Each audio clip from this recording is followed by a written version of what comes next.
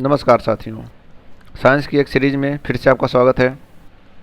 आज हम इस वीडियो में डिस्कस करेंगे जेम्स वेब स्पेस टेलीस्कोप के बारे में। यहाँ हम देखेंगे इसका पूरा नाम क्या है, कौन विकसित किया, कब लॉन्च किया गया, प्रक्षेपण कहाँ से किया गया, किसके उत्तराधिकारी है, किसकी जगह पर इसको लॉन्च किया गया, कहाँ जाके ये अवस्थित होगी, सिचुएशन टारगेट पॉइंट क्या है, कहाँ इसको रखा जाएगा, सारी बातों को हम ध्यान से समझेंगे यहाँ पर।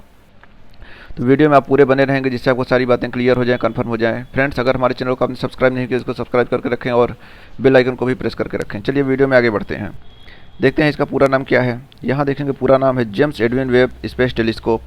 लॉन्च कब किया गया, मतलब विकसित करने की डेट क्या है, इसको लॉन्च कब किया गया, 25 दिसंबर 2021 को लॉन्च किया गया। नाम रखने के पीछे का इतिहास क्या है, इसका नाम जेम्स ई वेब के नाम पर रखा गया, जो कि नासा के प्रशासक भी थे। वो 1961 में इन्होंने बुध, मिथुन और अपोलो कार्यक्रम के दौरान काफ़ी ज़्यादा उनकी हेल्प की और काफ़ी ज़्यादा प्रोजेक्ट मैनेजर इन सब में काम किया इन्होंने। इसका प्रक्षेपण कहाँ से किया गया, इसका प्रक्षेपण फ्रेंड्स फ्रेंच गुयाना जो कि एक साउथ अमेरिका का देश है, वहाँ पे कौरू आइलैंड है, वहाँ से किया गया। अब आप सोच रहे होंगे कि फ्रांस के एरियन 5 द्वारा कौरू आइलैंड या फिर फ्रेंच गुयाना से कैसे लॉन्च किया जा सकता है, जबकि फ्रांस तो यूरोप का देश है और फ्रेंच गुयाना साउथ अमेरिका का देश है।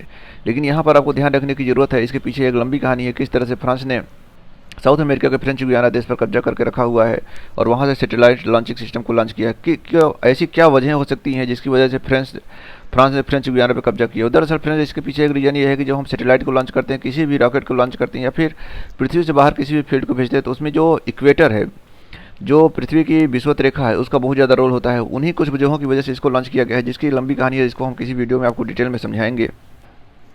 आगे बढ़ते हैं वीडियो में। इसका विकास, विकसित करने के पीछे, डेवलप करने के पीछे किसका किसका हाथ था, तो यहाँ पर NASA, European space agency ESA और कनाडा स्पेस एजेंसी CSA का हाथ है। तीन एजेंसियों ने मिलकर ज्वाइंट कोलेबोरेशन के माध्यम से जेम्स वेब स्पेस टेलीस्कोप को लॉन्च किया, इसको डेवलप किया। ये कहाँ स्थित होगा फ्रेंड्स, तो ये पृथ्वी से दूर लगभग 15 लाख किलोमीटर पर L2 पॉइंट पर अवस्थित होगा। L2 पॉइंट के लिए हम वीडियो बनाएंगे कि L2 पॉइंट कहाँ है। थोड़ी सी जानकारी आपको बता देते हैं कि L2 पॉइंट पृथ्वी से बाहर अवस्थित है।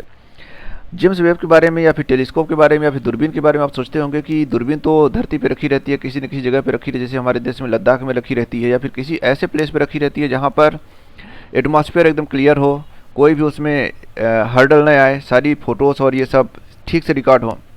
लेकिन यहाँ पर हमारे वैज्ञानिकों ने एक अग्रिम खोज को प्राप्त की है, एक महत्वपूर्ण खोज को प्राप्त किया है और इस क्या कहते हैं टेलीस्कोप को, हमारे पास एक इंटरनेशनल स्पेस स्टेशन भी है, वहाँ भी रख सकते थे, जो कि अंतरिक्ष में एक लैब की तरह काम करता है, प्रयोगशाला की तरह काम करता है। लेकिन इसको हम पृथ्वी से 15 लाख किलोमीटर दूर L2 पॉइंट पर रखे हुए हैं। L2 पॉइंट क्या है, इसके लिए एक अलग वीडियो बनाएंगे, वहाँ आपको डिटेल में समझाएंगे। तो आप हमारे चैनल को बने रहें, होम पेज पर विजिट करते रहें और इसकी बेल आइकन को प्रेस करके रखें, जिससे आपकी नोटिफिकेशन पहुँच जाए। ये किसकी जगह पर जेम्स वेब स्पेस टेलीस्कोप को लाया गया है, तो ये दूरबीन हबल टेलीस्कोप था जिसकी जगह पर लाया गया था। हबल ने अपनी बहुत ज़्यादा महत्वपूर्ण खोजों को लॉन्च किया है, बहुत ज़्यादा खोज की है इन्होंने। हबल ने जैसे ब्लैक होल को लेकर कई सी खोज किया, तो इस तरह कई सारी खोजों को बढ़ावा दिया हबल ने। तो हबल भी एक महत्वपूर्ण टेलीस्कोप है जो कि अब रिटायर हो चुका है, जिसकी जगह पर जेम्स वेब स्पेस टेलीस्कोप को लाया गया। नेक्स्ट स्लाइड देखते हैं फ्रेंड्स। टारगेट क्या है, लक्ष्य क्या है, जेम्स वेब स्पेस टेलीस्कोप को भेजने के पीछे के कारण क्या है।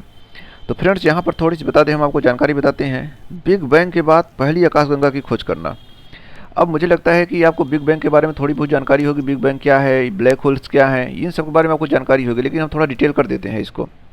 बिग बैंग एक घटना थी। बिग बैंग को महाविस्फोट के नाम से भी जाना जाता है, ऐसा समझा जाता है। वैज्ञानिकों ने ये सोचा, आज भी आप देख रहे होंगे, लोग कहते हैं कि गैलेक्सी बढ़ रही है, ब्रह्मांड प्रसारित हो रहा है, ब्रह्मांड फैल रहा है, तो उसके पीछे यही रीजन है कि बिग बैंग की घटना के आधार पर ही ये बातें कही जाती हैं।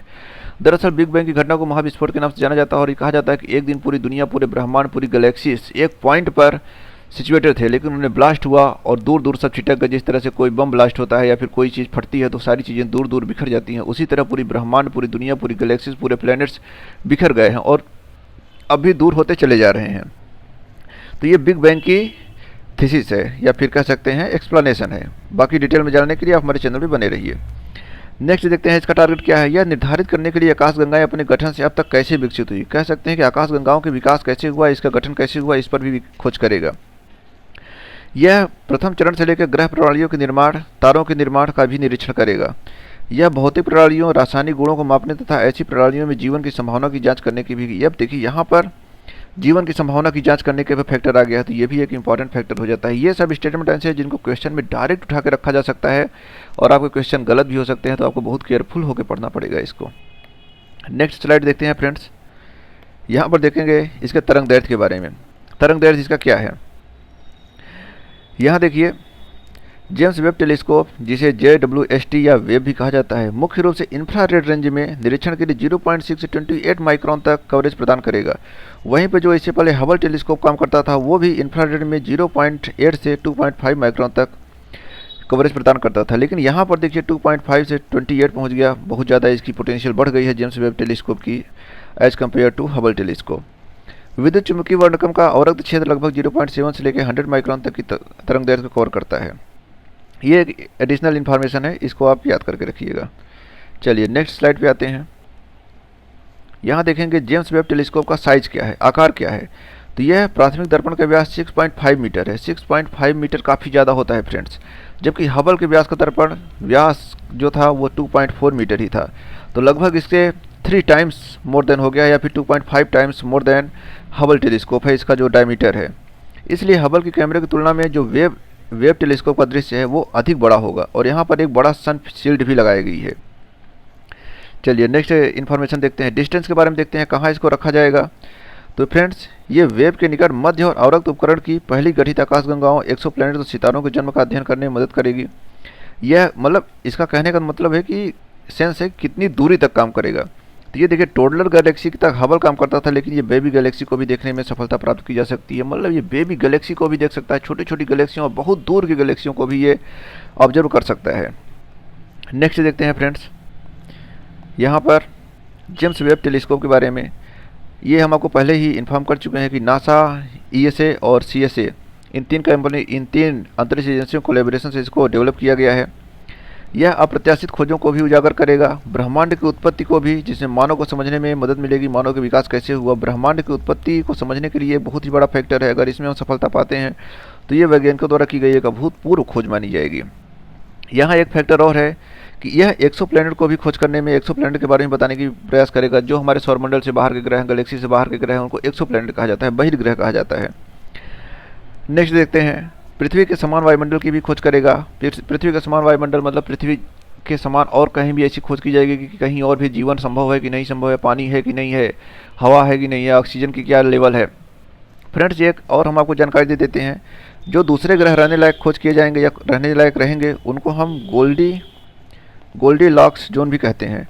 तो ये भी क्वेश्चन पूछा जाता है गोल्डी लॉक्स जोन किससे संबंधित है। तो गोल्डी लॉक्स जोन वो जोन होते हैं, वो प्लेनेट होते हैं जिस पर जीवन की संभावनाएं मौजूद है और पृथ्वी की तरह जीवन रहन सहन वहाँ पॉसिबल हो सकता है, उनको गोल्डी लॉक्स जोन कहा जाता है।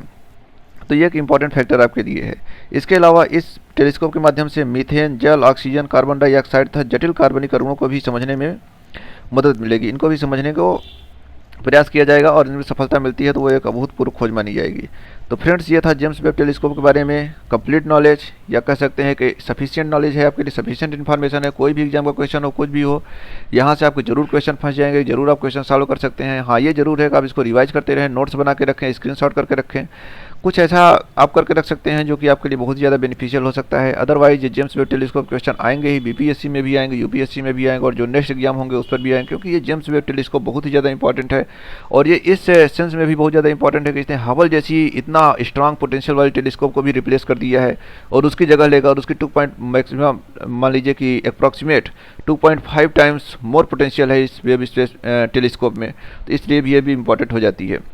तो फ्रेंड्स उम्मीद करते हैं ये वीडियो आपके लिए बहुत ही ज़्यादा लाभदायक सिद्ध हुआ होगा, और ये वीडियो अच्छा लगा हो तो इसको लाइक करें। वीडियो को पूरा देखने के लिए बहुत बहुत धन्यवाद। फ्रेंड्स जाते जाते हमारे चैनल को सब्सक्राइब जरूर करें, बेल आइकन को भी प्रेस करके जाएं। धन्यवाद, जय हिंद।